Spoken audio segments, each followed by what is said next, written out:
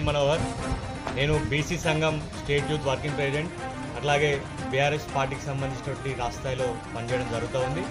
ఈరోజు ముఖ్యమైనటువంటి విషయం ఏదైతే ఉందో నేను ఏం చెప్పదలుచుకున్నానంటే, ఈరోజు విద్య అనేది ఒక వ్యాపారంగా తయారైనటువంటి తీరు ఏదైతే ఉందో దాన్ని పూర్తి స్థాయిలో ఖండిస్తూ ఉన్నాం.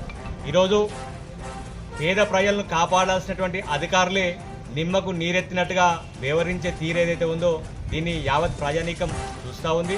ఈరోజు ప్రశ్నించే గొంతుకలను ఈరోజు అనగదొక్కి ఎన్ని కుట్రలు చేసినా కూడా ప్రశ్నించే గొంతులకు సంబంధించి ఖచ్చితంగా నిజాన్ని నిర్భయంగా బయటపడడానికి మేము ఎక్కడ కూడా జంకే లేదు, ఎక్కడ కూడా భయపడలేదు.